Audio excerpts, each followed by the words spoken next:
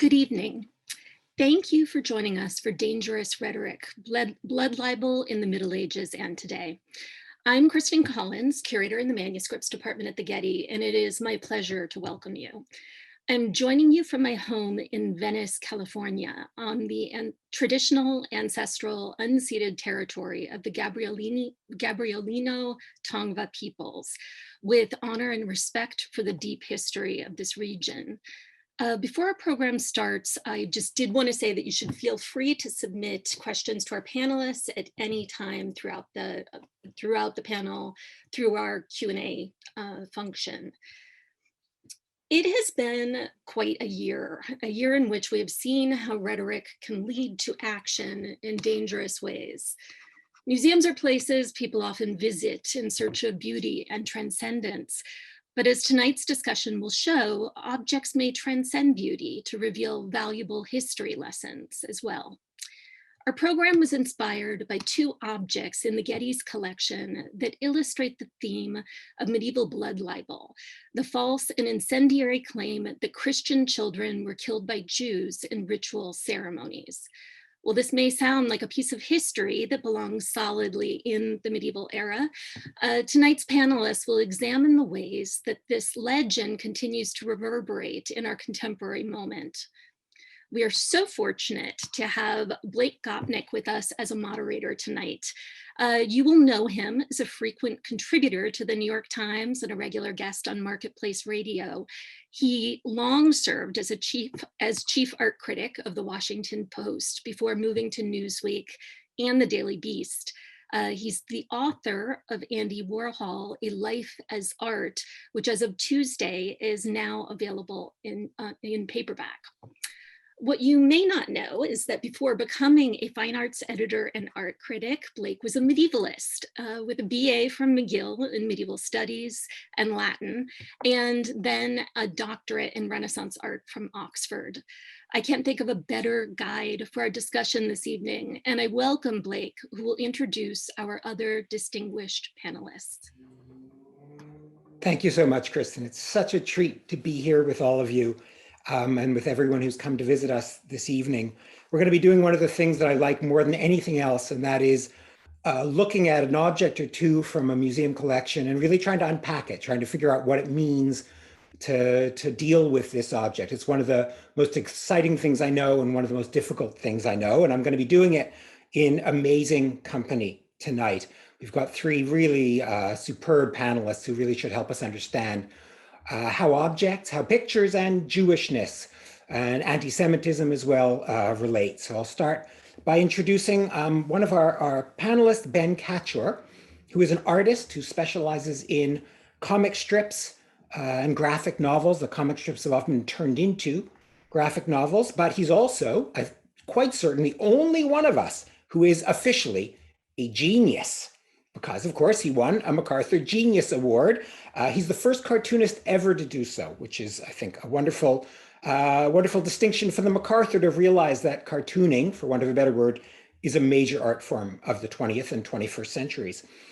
His graphic novels are about Jewish experience and history, mostly, and they're especially about New York City and Jewish life here, but not only Jewish life here, the New York experience, and he often deals with the lost world of New York City shops, the small shops of New York, which matter more to me than almost any other aspect of New York. And unfortunately, over the last year, we've lost a huge number of them here in New York. They really were, I think, the greatest art form that New York ever produced. And in my neighborhood, for instance, Hell's Kitchen, we just lost a 100-year-old coffee roaster. But he's written about a bunch of them. One of his most famous graphic novels is Julius Knipl, Real Estate Photographer. That's one of his comic strips as well. And then he did a wonderful book about the Dairy Restaurant in New York, which is a particular Jewish phenomenon, Jewish, kind of iconic Jewish retail fixture in New York. And he wrote about one of my favorite spots in all of New York, the B&H Dairy Restaurant on 2nd Avenue, where I just love going to get blintzes or bagel and lox. So I'm very grateful to him for having, in fact, I think, helped to save B&H Dairy during this pandemic. He also works in musical theater, I found out. And he's an associate professor at Parsons, which is, of course, the art and design wing of the New School in New York City. And he will be giving us a short presentation on, I think, on how Jewishness and pictures relate in a kind of general way and what it is to make a caricature of someone based on their stereotypes. I'm also very, very eager to welcome another one of our panelists, Magda Tetter, who's a professor at Fordham University in New York City. She's the Schvidler Chair of Judaic Studies. She's written major books on Jewish history and culture in Europe, but most recently, she wrote a book whose title is Blood Libel. It came out last year. It's really the definitive treatment of that enduring and absolutely vicious anti-Semitic legend of Jews stealing the blood of Christians for ritual use. It's really one of the filthiest of all anti-Semitic libels that have been with us forever and ever. There is, among other things, an amazing website that goes with her book that she's produced. And I really invite people to go see that because there's an amazing page of images and the content of the book. A lot of it is there. There are maps. It's really a fabulous guide, if fabulous is the right word, for a guide to the blood libel. It's shocking to read, a lot of the content in it. The images are painful in Magda's book, but it's unbelievably well researched. And I happen to know this firsthand because I watched her research it for a whole year when she was at the Cullman Center for Writers at the New York Public Library, and I was there with her as well. The pile of books that she had in her little office there was stunning. It was in every language that you can possibly imagine, certainly many languages that I don't speak, and I speak a couple of languages. But while I was there, I learned about another skill of hers, which is possibly her greatest skill of all, which is that she makes the most amazing boozy ice cream, as she calls it. She made it for her fellow scholars at the Cullman Center. We all got to eat this amazing alcoholic ice cream. She'll be giving a presentation today, just a short presentation, as all the panelists will before we get on to discussion. Her presentation will be about that marble bust of Little Simon Simonino of Trent in North Italy, which is by the sculptor Antonio Rizzo, who of course, Little Simon of Trent was found dead in 1475, and the local Jews were blamed for it and accused of it, tortured, and many of them killed in the end. And then, in fact, the first of our presenters will be Sarah Lipton. I actually met Sarah for the first time over boozy ice cream at Magda's. And I remember very distinctly discussing, for the first time in my life, medieval cutlery. We had a really lovely discussion about the nature of medieval knives and what they can be used for. And if nothing else, I'll maybe blame Magda's boozy ice cream for that discussion. She's a medievalist at Stony Brook University on Long Island, not too far from New York City. She's a specialist in Jewish-Christian relations across 5 centuries, really, after the year 1000, really the heart of the Middle Ages that she's worked on. She specializes in something that interests me particularly and should really interest every art historian and pretty much historian out there, and that is the relationship between texts and pictures, how the two things deal with each other and interact and affect each other. She's written a very important book called Dark Mirror, The Medieval Origins of Anti-Semitic Iconography. I can't imagine a more important book, in fact, because that's really where the imagery, a lot of the imagery that we have of, the hook-nosed Jew, I guess mine might be a little hooked, the Jew with money bags, all of that stuff is born in the Middle Ages. And she looks at that in her book. And really one of the saddest thing about that imagery is that it starts out benign. In the 11th century, they're actually perfectly benign images, of Jews, and then they get meaner and meaner pretty much as time goes on. There's a wonderful website about the book as well, about her research, that has lots of illustrations that are really fascinating to look at.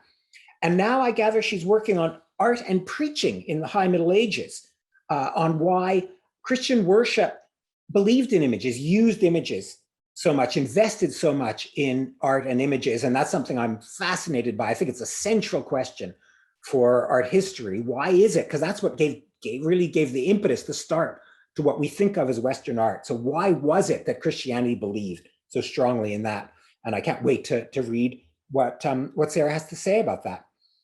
So with no further ado, I will turn it over to Sarah. She will give her presentation, and then Magda will give her presentation, and Ben will, and then we will all have a nice, fascinating, tumultuous conversation thereafter.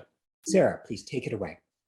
Thank you so much, Blake. And I will tell you that you will see in my very, very brief presentation the reason why I asked you all about knives.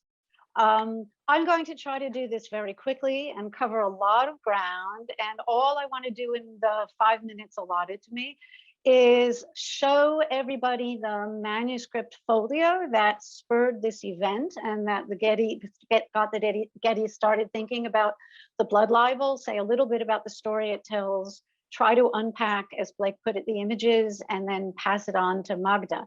So this right here is an image of the leaf that is part of the manuscript purchased by the Getty. Manuscript 101. It's called folio. That means page 44 on the right, and it dates to about 1480, perhaps 1490. The manuscript itself was made earlier, around the year 1200, but in the late 1400s, 20-something 15th century paintings were pasted into this book, adding dimension to the manuscript. And one of these images is the only existing illustration of the so-called ritual murder of little Robert of Bury.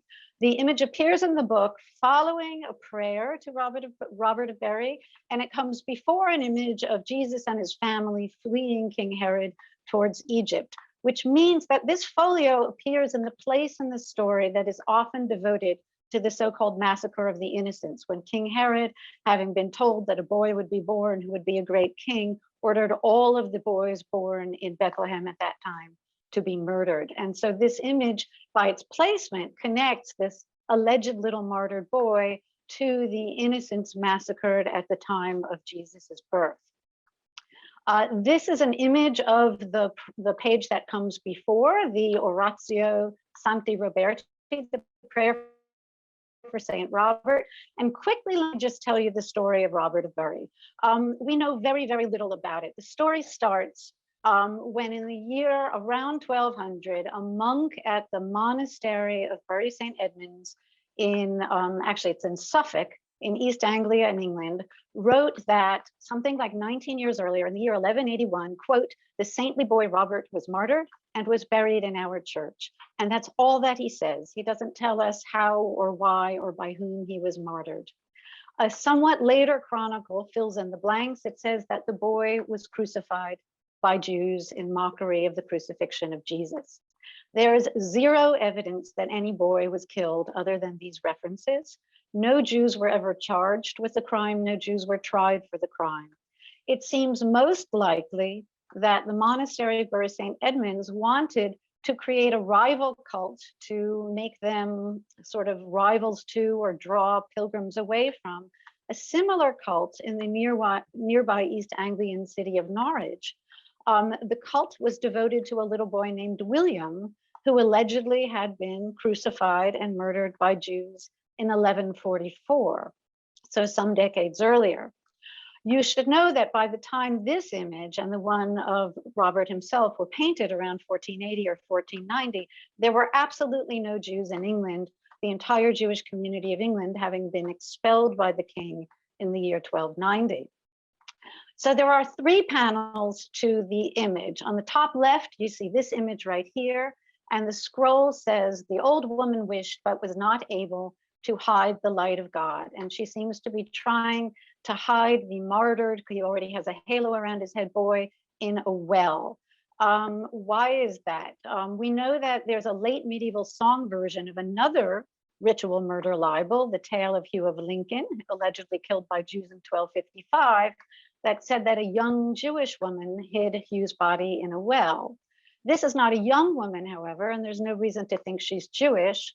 A poem to little Robert of Bury, written by a monk and poet named John Lydgate in the 15th century, says something about a nurse. It said that Robert did not have the comfort of his nurse. Could this be that Robert's own nurse who was hiding the body? But in general, the themes of this image, they make women seem dangerous. There's a hint at conspiracy, secrecy, hiding. The ancient Greek philosopher said that truth lies at the bottom of a well. So maybe that's connecting. This is the light of truth, being hidden at the bottom of a well. And wells were common sites of accidents. There were some allegations that Jews poisoned well, and it was women who drew water from wells. So those are themes maybe we can explore in conversation. This is the image in which we see the dead body of little Robert. It looks like maybe an archer is discovering the body of Robert next to a tree as the sun shines down and illumines the saint's body and his halo. In the same poet by the poem John Lydgate, he said that Jews had nailed Robert to a tree. Is this the tree to which he was nailed? It's also worth noting that the Christian response to the ancient Greek pagan Democritus is that the light of truth cannot be hidden. So this is showing that truth will out. And I should also note that the body of William of Norwich, the little boy allegedly killed in 1144, was found in a woods by a forester. So maybe this is another way that Bury St. Edmunds is piggybacking on the Norwich legend. The bottom of the image is one large panel which shows a man kneeling and praying towards what looks like a charter with an image of a robin redbreast on it, a red cloak behind it, and a seal coming down from it, and going up from the man's praying hands is a prayer that says, "Have mercy on me by the merits of Saint Robert, now and forever." And the scholar Anthony Bale has suggested that this man might be somebody named Robert Thimmelthorpe, and that he might be a devotee of Little Robert, both because he lived nearby and because they shared a name. And I'm showing here an image of, not of Robert of Bury, but of little William of Norwich wearing a red cloak, which I think might explain this hanging behind the charter with the robin redbreast. Again, it seems to be a copycat sort of an image, copying the iconography that had been established for a different boy martyr belonging to a different monastery. One of the most important things to note is on this folio in the Getty manuscript, there are no Jews at all. There are no anti-Jewish caricatures. Also worth noting is the boy's body, seen here, has no wounds, he's not bleeding, there's no evidence of forced circumcision, he actually has no pudenda at all, which is an interesting aspect of the image. There are no instruments of torture. And I show here, you hear two other images to show the contrast. This is an image of the allegedly martyred little Simon, whom Magda will talk about, whom Blake referred to. And this is another image. It's technically the circumcision of Christ, but the manuscript is portraying the circumcision of Christ very much like a ritual murder. And Blake, this huge knife, not at all the sort of item you would use for a circumcision, is why I was picking your brain about what you knew about knives in the Middle Ages. So what are the visual themes, if not torment, suffering, murder, hatred? The main theme seems to be the promise of salvation. It's important to notice that William's body looks just like the crucified Christ. I have an insert here of another image from the same folio showing the crucifixion. Look how similar they are. Although again, he has no wounds. The white of William's body is echoed in the charter below, in the prayer scrolls, in the soul, tying them all together. The only dark blood red color is the breast of the robin, the seal below, and the cloak behind. And I wanted to mention here, related to my project on sermons and what preachers said about art, is that when preachers pointed to Christ's body on the crucifix, they called him often a sealed charter written in red ink. And that seems to be the reason for the charter here. It's another way of comparing Robert's body to, oh, I'm sorry, this should be Robert's body, not William's, Robert's body to the crucified Christ. So can we even call this an anti-Semitic image? Would the readers and viewers of this manuscript have thought about and blamed absent but perhaps implied Jews when they saw the image of a holy innocent allegedly martyred by Jews who's being visually compared to the crucified Christ? And I think a short answer, which we'll expand upon in conversation, is it depends. Reactions and associations to artworks, like to preaching, like to stories, are shaped by the context in which they're heard and viewed, by what readers or viewers are remembering as they gaze at it, by what they're hearing from their authorities, and by what they're most worried about at the time. And of course, these readings change as the contexts change. And that means that the ritual murder libel, the blood murder libel, changed over the centuries. And that is my cue to hand things off to Magda. Thank you so much, Sarah. So Simon was actually the a very important figure, and one that inspired a lot of artistic representations.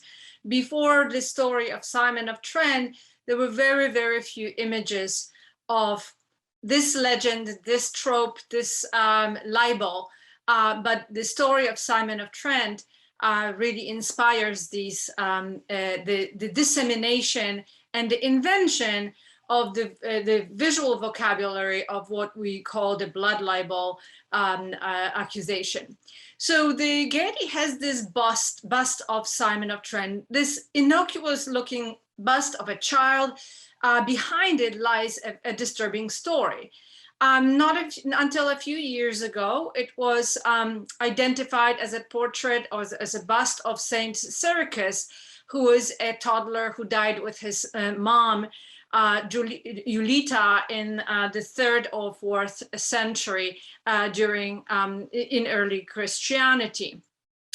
And such busts were not unusual in early modern Europe. Here is an image of still life later, but you can see that busts and heads were very much present in European spaces.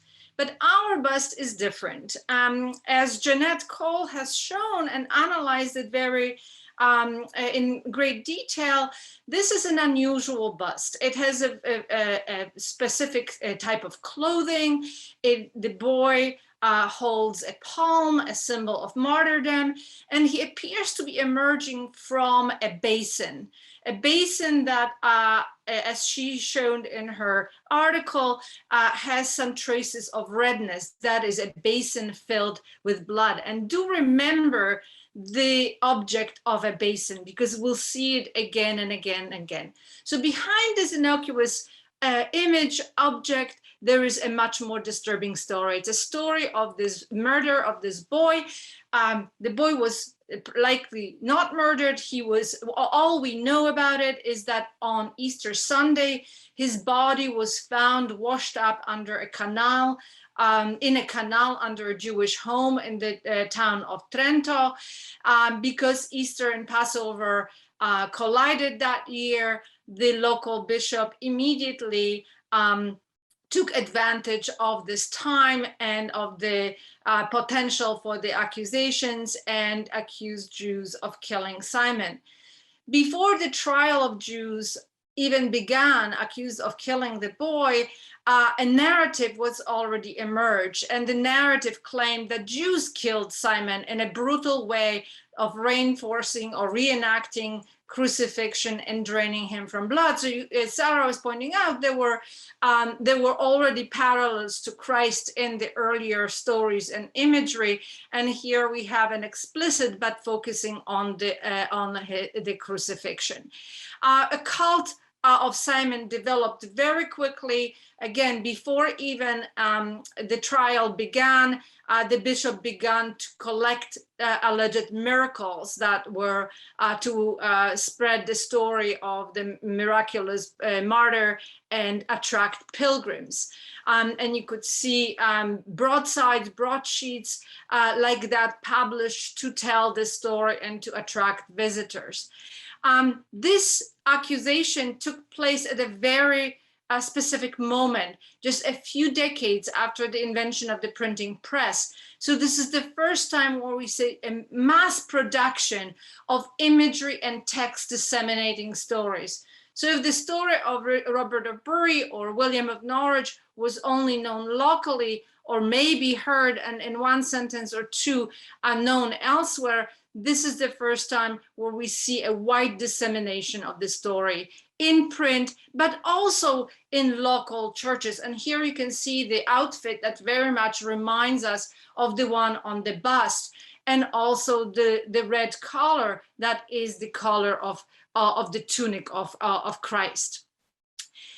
The bishop made an effort to make sure that the story of Simon entered then very popular world chronicles, such as this very now famous chronicle by Hartmann Schettel, Liber Chronicarum, the Nuremberg Chronicle, which has one of the most elaborate images of the martyrdom, supposed martyrdom of Simon, which is based on those earlier broadsides that were published in Trento right around the time of the trial.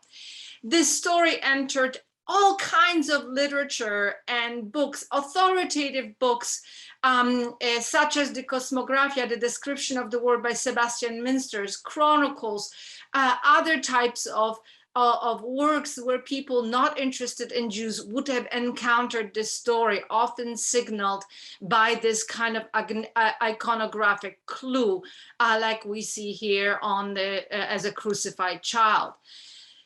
The imagery spread far and wide. Here you see Dutch and also German chronicles depicting this supposed act of crucifixion and disseminating the image of Jews as the cruel killers.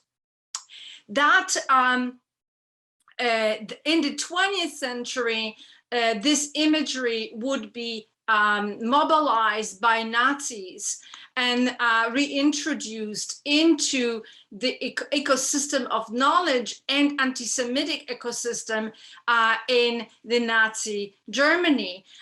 In 1934, the Nazis published their Stürmer, this anti-Semitic rag with images precisely taken from these early modern chronicles that included these stories, and claimed them as facts that Jews in fact killed Christian children.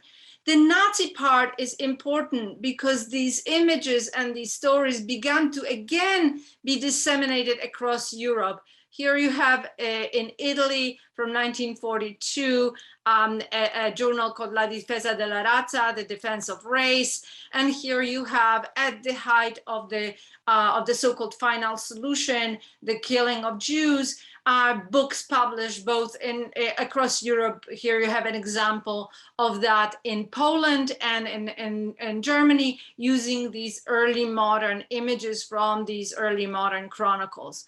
This part of the story is important because that introduces it into the ecosystem of anti-Semitic knowledge, and it enters the also iconography of modern anti-Semitism. Here we have an image of a cartoon for 2014 showing Prime Minister Netanyahu with a bowl or a basin filled with children and blood, again hearkening to those elements that we've seen in these images from the early printed era. And in California in April 2019, the shooting of the Poway Synagogue in San Diego was motivated in part by Simon of Trent. That was said in the manifesto of the shooter. He mentions directly Simon of Trent as one of the reasons why he attacks the synagogue. And just last year, the story didn't want to die. And here we have an image, a painting, a big painting commissioned in Italy, depicting this supposed martyrdom of Simon by Jews. And that specific painting was commissioned apparently in response to an exhibition that the Diocesan Museum of Trent did to deal with the legacy, the painful legacy in Trento of Simon of Trent, and explain the role of imagery in anti-Jewish and anti-Semitic propaganda. So as you can see, behind such really innocuous image of a sweet boy here, as it is displayed here, there is an ugly story. And even just as we've seen with the Robert of Bury, innocuous representations sometimes carry codes and messages that are far more inflammatory and disturbing than they led us to believe. And that's how they are also read. So now I'll hand it over to Ben. Thank you. Thank you, Magda. I don't spend any time in alt-right intranet sites, and I know about the QAnon conspiracy theory mainly through text and verbal discussions, but a 5-minute search came up with these contemporary images. They're kind of crude photo tracings put together that deal with this permutation of the blood libel conflated with the Jewish economic control of the world, all of these theories. Next. So yeah, there's George Soros. I don't know if you consider that a caricature. I don't know, these are very technically very primitive cartoons. Next. But as we're discussing the blood libel, I don't think we want to shut down these things. I don't think there's any way to that's been thought of yet to effectively shut down conspiracy theories, since they've been going on, this one since the Middle Ages. But when we come to disturbing images of Jews, I decided to take a look at the pages of the Kibbutzer. That was an early 20th century New York-based Yiddish language humor magazine. And in that magazine, from like 1909 onward, you see the full spectrum available of tools for portraying individuals. And it goes from a kind of almost photographic collage where little heads, some of them, in some instances, they are just redrawn little photographs pasted into a cartoon. Next. To what we think of as caricature, the exaggeration of human facial features. And that's, this is Saul Raskin, the uneducated Moshe being pulled into some crappy piece of Yiddish theater. Next. So, I mean, looking at these are not flattering images of Jews, but these were angry Jewish satirists who wanted to use all of the tools of caricature and, dark humor to attack people, attack other Jews. Now, this is the American Shotkin, the matchmaker, and he literally forms a $sign. So it's all about money. Next. In the pages of this humor magazine, I noticed the cartoons that are about literary and theatrical, more secular figures are less caricatured. The cartoons about traditional Jews and especially religious Jews use these very extreme caricatures. This is two recently arrived Russian immigrants, and it says they feel at home, and they're reading a paper that describes beatings of Jews in Central Park. So next. This is an anatomical chart of the all-rightnik. That's the self-satisfied, upper middle class Jew with a tiny brain, no heart, filled with trafe, and not a very flattering image of a person. Next. This is the modern Adam and Eve, and this Adam's idea of Gan Eden or paradise is free love, and Eve wants to give him the apple and marry and settle down with a family. That's the joke. And again, especially the man is, this sort of unflattering image of a nude figure. Next, more of a naked figure, right? These are drawings from the Freiheit, the Yiddish language communist paper from the early 30s by William Grope. And these are, if you were a young communist reader and you knew there were these middle-class businessmen and people involved in the religious world who were attacking workers or not supporting strikes. This is them harassing people who are going to Birobidzhan, to the Soviet Jewish state, and yelling insults at them. Next. This is a furrier on strike, yelling at a man who represents the Tug, a sort of a liberal paper that is coming out against the strike, and in a repetitive way on a record player, early Victrola, and he's telling him, close your Victrola.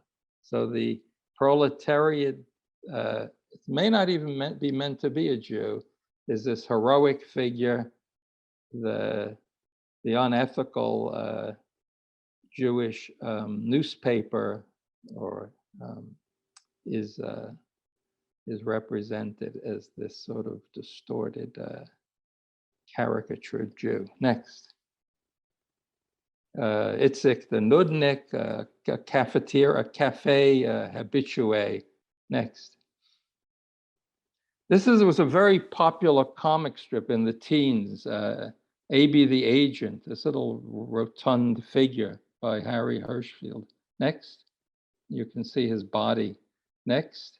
And it's not much different in resemblance to this French anti-Semitic cartoon. Next. And here's a David Levine caricature of Saul Bellow.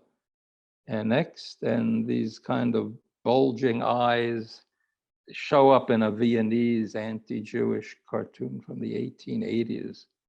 So we don't want to shut down caricature because some people use it to attack Jews, and Jews are capable of the full range of human behavior and should be open to all kinds of satirical critiques. And so I think that's where I'll leave it. Thank you. Thank you so much, Ben. The Kibitzer, I think I'm going to suggest to my editors, the New York Times, that we change the name of the newspaper to that. It's one of the best names I've ever heard for a newspaper, because that's basically what all newspapers should be called, right? Mm-hmm. Certainly any that publish art criticism should certainly be called that. So now we'd love to have a conversation, I think, about these issues. That's our plan until about 6 o'clock, and then we'll take questions. So we've got about 20 minutes. And one of the things that really struck me as the three of you were talking was how local the circumstances are for all of these cases. That is, there's particular things happening in the Jewish community in New York, in Trent, in Italy, and in Bury St. Edmunds. So it made me think, is the notion of anti-Semitism too broad? Do we really need to talk about separate anti-Semitisms in the plural? Is it a mistake to think in a larger sense, to reify anti-Semitism as a single phenomenon? And does it actually make it harder for us to address it today without dealing with it specifically in each context where it comes up? I might start with that and then pass on to Magda and Ben. I think that's a super interesting question that I doubt we can resolve in the next 20 minutes. But historians always look to the local and specific. It explains why images look the way they do, what the motivation for creating them might have been, how they would have been received. But I would argue there definitely is such a thing as anti-Semitism, because the power of images, certainly also the power of words, but I think even more the power of images transcends its immediate context. Once you put an image out there, it's really hard to kill it. And people see it generation after generation. As Magda shows in her book, it travels from country to country. As I show in my book, it travels over centuries and centuries, and we're past a millennium now for some of this imagery.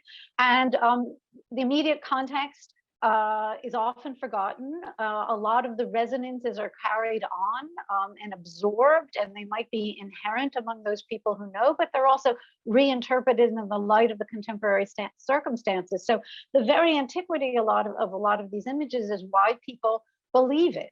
You see over and over again, well, if Jews have been accused of these things for hundreds of years, there must be something to it.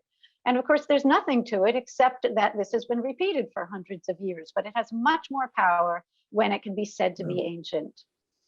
Quick question for you, actually, on just very briefly.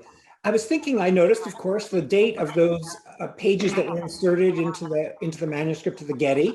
And of course, they're right after Simonino of Trent. Do you think that they get made and inserted because Simonino is so popular as an image, because of the printing press? Yes, I absolutely do. The iconography of William of Norwich didn't exist until the iconography of Simon of Trent arrived. Then you start seeing images of William of Norwich copying the broadsheets that Magda showed of Simon of Trent, and then you see the image of Robert Barry copying the image of William of Norwich, which copied simonino.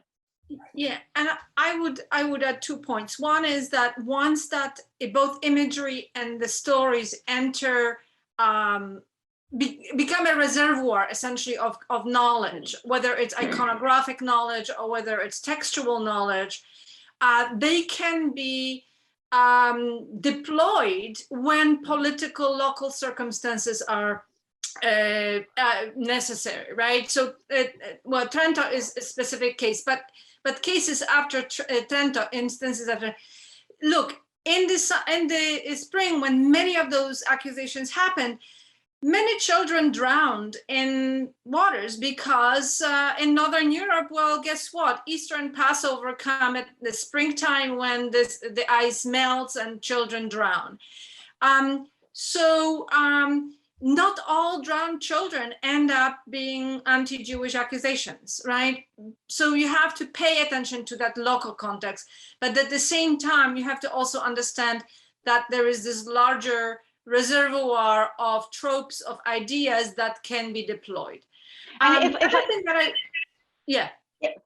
I just jump in very quickly? And I really wanted to add, because I happen to notice that in the audience, assuming she's still here, is a wonderful scholar from UC San Diego, Lisa Lampert-Weissig, who 20 years ago wrote an article about a play that purported to show another anti-Jewish slander, Jews torturing a Eucharistic host, that seems to make reference to Robert of Bury. And Lisa's wonderful point in that article is the collapsing of time came from part of its power. When you watch that play, you feel like your own contemporaries and you yourself are living in the time of Jesus, seeing it again. And so it's a sense of closeness to the events that are so powerfully emotionally meaningful to you.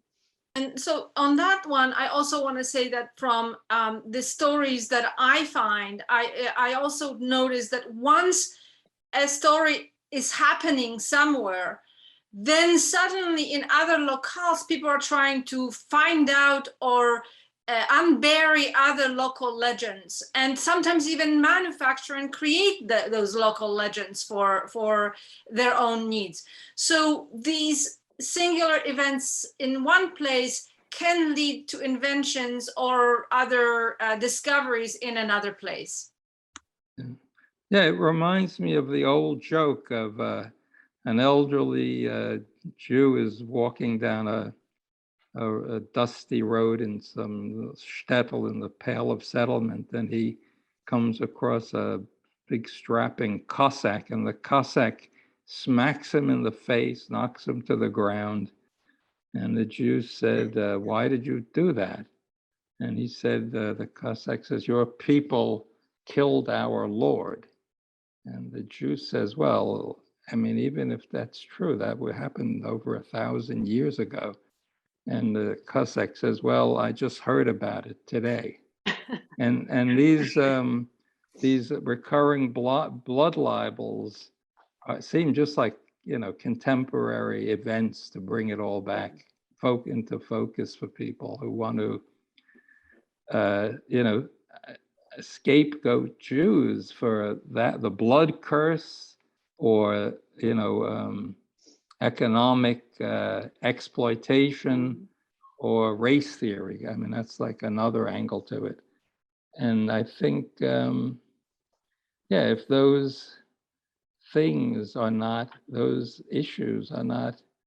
ever adequately addressed, and these things can never go away. I mean,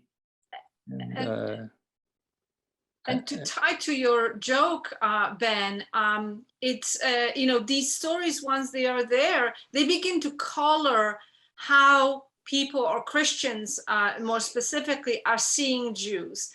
And, I have this wonderful quote in my book where one of the writers discovers these stories in the Chronicle and says, oh my goodness, I used to go and drink with Jews. It's a wonder that I'm alive. But now he knows these stories and he begins to see Jews through these stories. So they color, like your Cossack suddenly sees Jews through that lens, even if he hadn't seen it before. So it kind of makes anti-Semitism available to people because they've got a framework that they can think of it in. It's available, ready to hand for many different uses, unfortunately. Yeah, in every kind of context. Yeah, and as Magda was suggesting, I mean, one of the subtle and interesting things about studying images as a force in history, which is what I do, is on the one hand, we argue that when people look at images, their meaning would be shaped by the lives they lived, by the local and specific circumstances, by politics, by their economic circumstances. But the other way around works too, which is people interpret the world they live in through the filter of the images they see. And one of the very, very disturbing examples of that is, very recently, the horrendous attacks on Asian Americans that have been taking place. And that is entirely based upon the fact that Asian Americans are kind of visibly available, and they've been seeing a lot of very anti-Asian imagery and hearing a lot of anti-Asian rhetoric. And so they're looking at people who've been their neighbors, who have lived in the same towns as them for decades, in new ways. So in this case, it's kind of art or anti-art affecting experience, and not just experience shaping art. I've got a question for you, because I know almost nothing about this. Was there a sense in the production of images, of anti-Semitic images in a Christian context, was there a sense that making images at all was a kind of rebuff to Jews? There was a sense that Jews weren't supposed to make images, so by making an image, was there some sense that Christians were engaging in some kind of subtle attack? That is, was the awareness of the problem of image making in Jews, was that exploited or used by Christians? Actually, in fact, it was almost the reverse. Christians themselves had the second commandment, you shall not make an image. And Christians felt incredibly ambivalent and torn, and in the beginning of image making, guilty about the fact that they were doing it. And in my book, I sort of argue that the anti-Semitic imagery is almost a response to the accusation Christians directed against themselves. Well, you're being very Jewish in making these images, because they sort of said Jews were the materialistic ones. Jews were the ones who raised up the brazen serpent in the desert in the biblical book of Numbers. Jews are the ones who put cherubim in the temple, and we don't want to be that Jewish. So they're trying to separate bad imagery from good Christian imagery.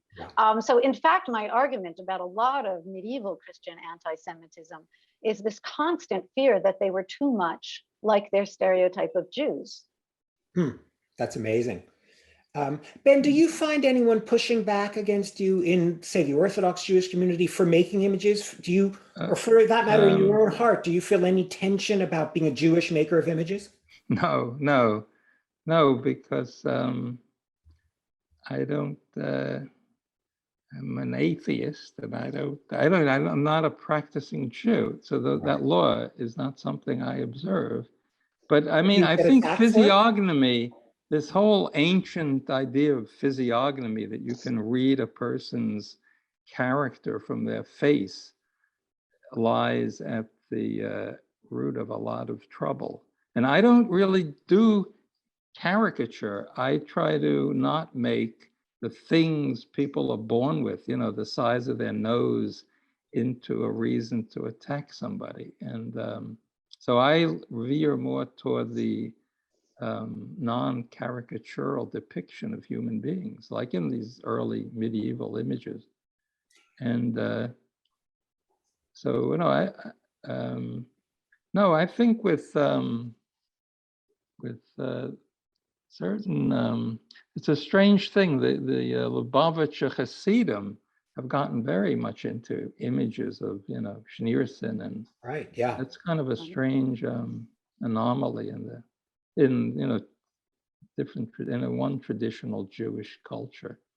I think But the I know. images that, Ben, you showed, and the point that Sarah made in her presentation, show that context matters, right? That you can have innocuous images that are really ugly and hide ugly stories, and you have some ugly images that are produced by the people whose ugliness is shown in it. But if these images were produced by non-Jews, like you've shown some of the other, they would have been explicitly interpreted as anti-Semitic. So that, again, they become tools, images become tools in these different political struggles, and can be deployed by different groups for different purposes. And context is key on how we are reading it. Yeah, there are medieval analogs to the Yiddish imagery that you showed, Ben.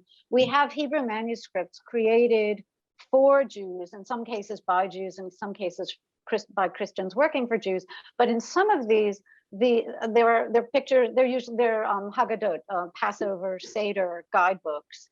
And they show scenes, for example, from the book of Exodus, and the Jews in those, or the Hebrews in those images, have animal heads or griffin heads or birds' beaks. They look quite monstrous.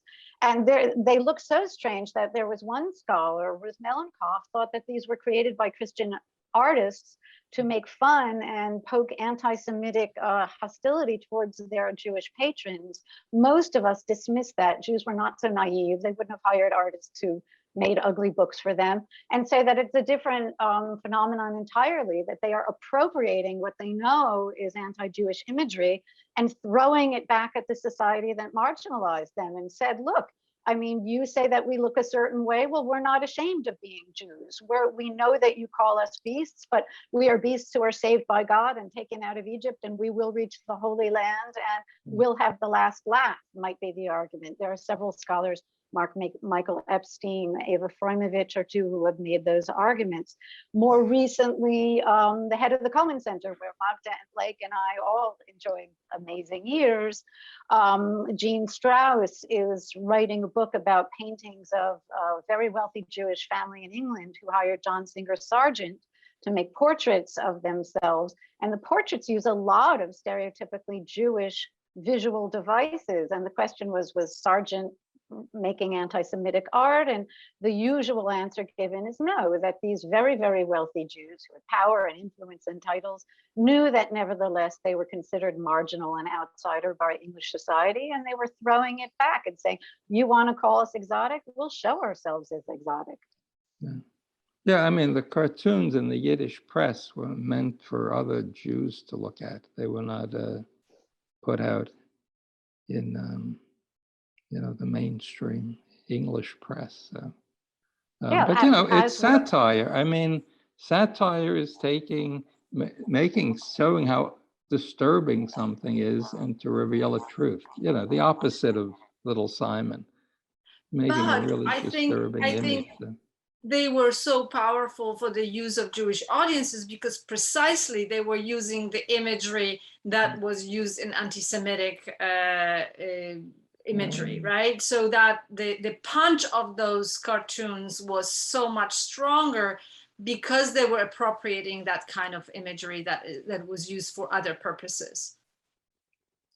It's kind of a form of reverse ethnic pride. We know what is said about us, and we're not ashamed of ourselves. Or inverse, Ivan Marcus made that claim in his book on Jewish rituals, and sort of inverse acculturation. So inverse kind of use of them, appropriation for a different kind of a purpose. Right. Yeah, I mean, it's to appreciate these jokes, you have to put yourself into those mindsets. Otherwise,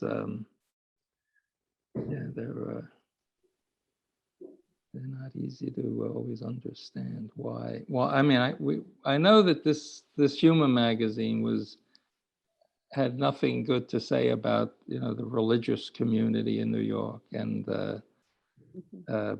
businesses. It was sort of businessmen were sort of always made fun of. I mean, that money was driving everything in America. That was the general satirical thrust. So I think humor is an interesting point. I mean, obviously what one generation or one culture thinks is funny is not at all funny to another one, but many of the images, even the images I've studied, which seem so shocking and upsetting, partly because we know the aftermath of real violence against Jews, were, I think, intended to be funny. Right. yeah, I mean, not the blood libel images. yeah, I mean, No, if you want, yeah. I know Blake mentioned sort of separating out anti-Jewish sentiment, and you can say, you know, I hate my mother who happens to be Jewish, but I'm not calling for her to be beaten up. I mean, there's limits to what you do with your feelings about people. You can, I mean, I think it's hard to say. But I think you know, the text that I showed from these chronicles, they the stories they convey very limited vocabulary about what happens to Jews. They are usually either they are perpetrators of some ugly things, or they are being punished for being perpetrators as ugly things. And that kind of shapes the imagination of what can be done to Jews, or what kind of role Jews played in society. Right. So that then affects what people imagine they can do to Jews as well. Well, Jews are just expelled. Well, we should expel Jews. Or Jews are just beaten up. We should beat Jews up, because there is no other vocabulary that is used in these public or publicly available textbooks or images. Right. Yeah, I mean, yeah, the big context is, you know, the numbers of Jews living in a large non-Jewish world. And Although I did make a point of noting that the Robert Bury image and much more anti-Semitic images were made in England that had 0 Jews in it. Yeah. So you can have very yeah, they knew ferocious about, they read about them. Yeah. So yeah, that's even, yeah, imagining something you don't know. Yeah. I mean, there's a whole movement also in England, this philo, you know, Jewish, these people who thought they were Jewish biblical figures. Right. You know, That's they wanted to split the English Channel and cross. I mean, there's all that too. So it goes both ways, I guess. On that note, I think we should start taking some questions, because it's 6 o'clock and we don't have a whole lot of time. So I'm just going to throw one that I'm afraid I don't even have the beginning of an answer to, and I'm hoping one of you do, because I'm totally ignorant of these subjects. The question is from someone called G.H. Arlen, and the question is, historically, what is the connection of the medieval or modern blood libel, especially killing children, to the 10th plague from the Exodus Passover story? Is there any connection? Probably the 10th plague did not inspire the blood libel. What seemed to inspire the blood libel was renewed devotion to the suffering and humanity of Jesus. That seems to be what started it. But once it got going, yes, absolutely, people thought about the death of the Egyptian firstborn. Yeah, and other motifs of blood in the story of Exodus, right? The lamb, the blood of the lamb, the blood on the door frames, the turning of Nile into blood, and all those. So blood is very central in the biblical narrative. So once the story is out there, Christians are actually reading. They don't read Jewish books and things, they don't know much, but they do read the biblical stories, and they begin to read it through the lens of those stories about dead children. Yeah, I mean, one of the reasons I've turned to writing a book about preaching is because a lot of these ideas are worked out in sermons. Sermons was the main way that the clergy communicated with the lay people. And they got sort of more and more elaborate, and they tried to make them more interesting to listen to as the Middle Ages went on.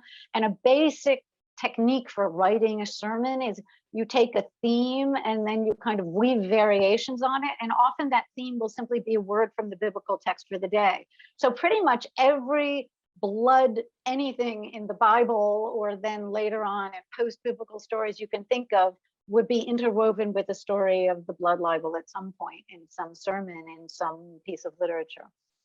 It is really noticeable that so much of the imagery of the blood libel imagery seems to map perfectly onto Christian obsessions with blood, with the tools of the crucifixion. I mean, it's an almost one-to-one match again and again, an obsession with violence and death and all of these things that are central, especially to 15th century Christianity, seem to just get translated directly into the anti-Semitic literature. As Sarah said, it has nothing to do with Jews, but it has everything to do with Christian imagination. Right. It's kind of wild. I guess vaguely on that subject, someone wrote in and said, let me just find this again. Someone called Jana Urquhart said, Jews have been described by anti-Semites as having horns. Is there any imagery that actually depicts this? And if yes, how far back does it go? The horn. Okay, I can answer that for sure. So the Bible says, the Hebrew Bible says that when Moses came down from Mount Sinai, having spoken to God, his head shone with, and the Hebrew word is karnaim, and karnaim can mean one of two things. It can mean rays or it can mean horns. And almost certainly the intent was rays. He had light shining from his head to show he had encountered the divine. Medieval Christians knew that these were these two meanings. And the earliest images of Moses coming down from the mountain, they show him with rays coming out of his head.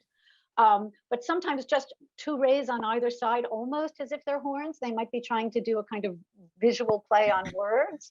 The first time that we see Moses with horns rather than with the rays is in a late 11th century Anglo-Saxon illuminated, illustrated Bible.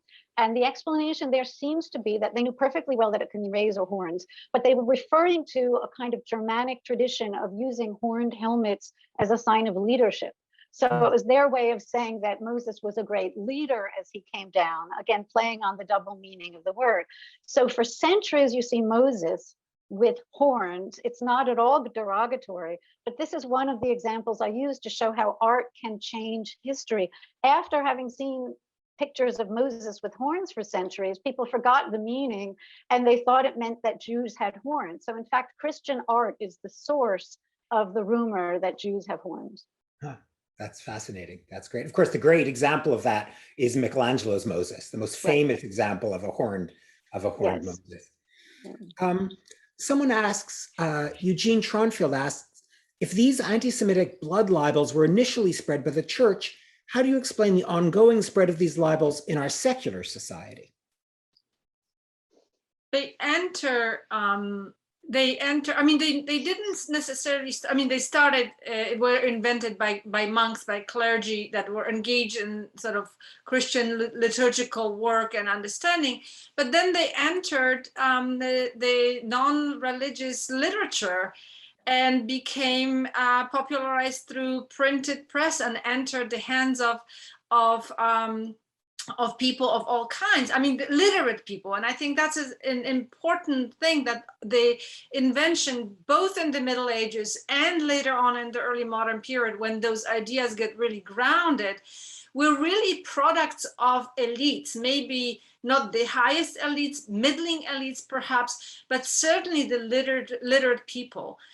It is typically seen, it's just the riffraff, the uneducated who spread these. This is untrue. That myth emerges in the Enlightenment, but it really is the people who are literate, who understand. And when you think about it today too, it is those elites who are coming up and propagating the stories and using the tools of media that are owned by elites to propagate certain stories. So the story is not that different, but then it's absorbed and acted on sometimes by people who are not part of the elites.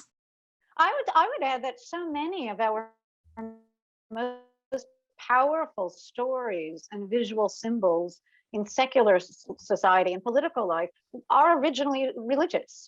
These things cross boundaries. And again, because they're so old and because they have so many resonances and connotations embedded in them, their meaning can be extended, if not infinitely, at least far beyond their original context. So, you know, Lady Liberty, one could say that is she based on the apocalyptic Virgin Mary, perhaps. They certainly have a lot of iconographical similarities.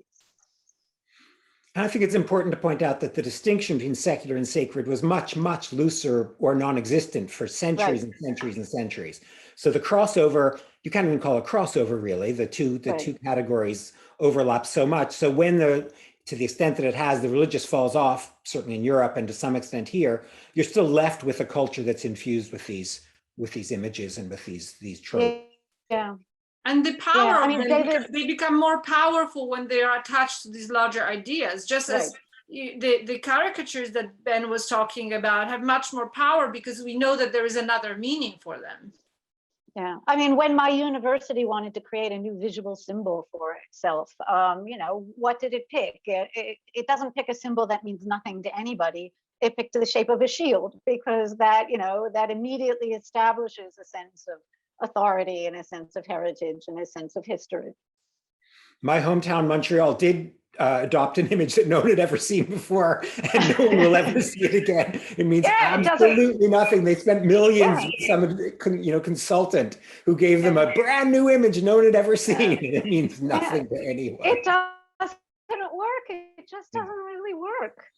In fact, I think they got rid of it. I've got a feeling they went back to something with a fleur-de-lis on it. Just, you know. Yeah, I would imagine. David A. Bell is a historian who wrote a great book about how the French revolutionaries, who of course hated everything having to do with the Catholic Church and royalty, appropriated all of the symbols of the Catholic Church and just reworked them to have secular revolutionary meaning. Yeah. And of course, Napoleon moves into the old royal housing as soon as he takes power. Let me see if there's another question. Oh, this is a very straightforward question from Barbara Hoff about the manuscripts from the Getty. Who would have seen them and used them? Oh, yes. So Anthony Bale argues that the particular manuscript 101 from which the Robert of Bury image comes, it was made in around the year 1200, probably for the illustrations probably belonged to a book of the Psalms, the Psalter. It probably was owned by an educated layperson. And by the time the 15th century images were added, it almost certainly belonged to this man, Robert Thimblethorpe, who was a layperson. He showed himself as a monk or with a monk's tonsure, just to show that he was in kind of a sacred mode as he was praying to little Robert. But he was an officer of the crown who lived a couple of towns over from Bury St. Edmunds. So well-off lay people, not necessarily rich, not always noble, sometimes what we would call upper middle class, who wanted to bring some kind of sacrality, some kind of devotion into their own homes. Often they would have been read aloud. The pictures would have been shown around, but they also would have been used for personal meditative prayer. And would they have had power just as objects? That is, even if they were never opened, was the fact of simply owning one of these objects a potent cultural device? Yes, very much so. When people had their tomb effigies carved, they would show a little book hanging from their belt because it was a sign both of status and a sign of piety. Magda, we just have a couple of minutes left. I actually have a question for you because we brought up the subject of the tonsure. Well, I have one by accident, I'm afraid. Do you have any idea why the simonino? I've looked at a million images of simonino and of children of the Renaissance. They almost always have curly hair, angelic little curls. Do you have any idea why the simonino at the Getty, the sculpture, seems to be virtually completely bald? I don't know why this one. You are right that most of the images of Simon are with hair, with locks. The description of the bust and of the head is that he has wounds on his head, as if the pick wounds of the nails that were, and maybe that was it.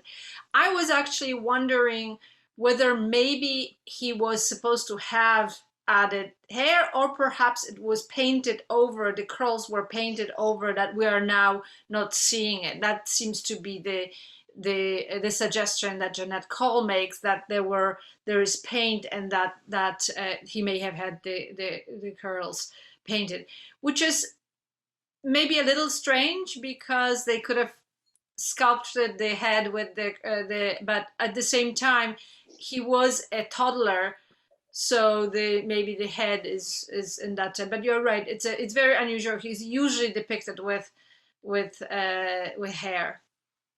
One last question I think we have time for. I'll just say briefly that many Renaissance sculptures were heavily painted, and we've lost almost all the paint because they were cleaned in Victorian times. So in fact, it's often hard to tell how something looked originally. But for our last question, Sarah, you certainly piqued my interest. Someone called Elizabeth Schum says, Sarah was going to mention something about medieval knives. And I want Sarah to mention something about medieval knives. So maybe we'll finish on the subject, since that's how we started. Unfortunately, we have no boozy ice cream to accompany this discussion, but maybe we can finish on the subject of medieval knives. Well, no, the knife came up in the image right here. Can you all see the screen? Yes. Okay, good. An image again from a prayer book, and this is supposed to be, at least the prayer on the page refers to the circumcision of Jesus Christ, but this looks nothing whatsoever like any of the typical images of the circumcision of Jesus, which is described in the Gospel of Luke. This looks instead exactly the way you would picture a forced circumcision as prelude to a ritual murder. And it was this knife that I was fascinated by, because it's not uncommon to see a knife of some kind as an instrument of the torture. So over here on the other side of the screen, you have a somewhat smaller knife. And this might be the kind of knife you could imagine being used to circumcise a child's member. But this just looks more, to my mind, like the knife that you use to actually skin an animal or a human being, a flaying knife. Butcher's knife, yeah. A butcher's knife. And I think that is there simply to exaggerate the brutality of the person perpetrating. The circumcision stands in some Christian interpretation as kind of a foreshadowing of the crucifixion, and the crucifixion, of course, is replicated in the ritual murder, and it's all to multiply the brutality of these linked acts. Yeah, and the imagery is used to increasingly historically used to underscore Jewish cruelties in that way, which is then that, you know, it makes it all very capacious as a set of tropes that you can remove the details and they remain, the cruelty, the killing, which is why it can be so easily translated into the Middle Eastern anti-Israeli cartoons and the QAnon that Ben was showing us earlier. So that becomes the sort of the framework remains that can be then filled by different content as the historical needs of those who want to use this imagery change. It is unbelievably disgusting, though, that the group to whom all the cruelty was done, especially in the Middle Ages, when Jews were just in a place like Trento were wildly powerless, that they would be accused of cruelty is just hard to even fathom.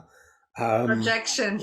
Yeah, it's complete projection. I mean, everything the Jews were accused of were things that Christians were doing to, you know, not to a greater extent, but almost exclusively. Yeah. Well, on that cheery note, I'm sorry that we ended with knives and cruelty, but I want to thank you all because this has been just fascinating. And I hope it proves how we just spent an hour and a quarter, and we could, I think, spend another 4 hours with just 2 images. I mean, the power of images, what they can do, what they can trigger in thought is infinitely impressive to me and magical. And it's what I love about museums, like the Getty, any museum. Even the worst museum has objects that you can think about forever. So we don't only need masterpieces, in fact. Every image is just a fascinating thing. And I want to thank the 3 of you for helping us do this for a little while. It's been tremendous fun. Thank you so much. And always there's something behind the images. I think we also want to thank people who haven't been named yet, which is Greg Sandoval and Daniela Alvarez, who've helped this whole thing come together, been working hard, very hard with, trying to get the 4 of us to behave ourselves even marginally well. And thank you all for coming. And Kristen Collins, and of course, the most important people are all the people who signed up for this and attended. It was great to be able to speak to you, even if we couldn't see you. So thanks very much. And I want to remind everyone that you can visit getty.edu to find out the next things that are going to be happening at the Getty, all of which are reliably fantastic. So it's been a pleasure tonight. And thank you. Please come to more of these things. Thank you. Good night. Thank you. Good Good night. night.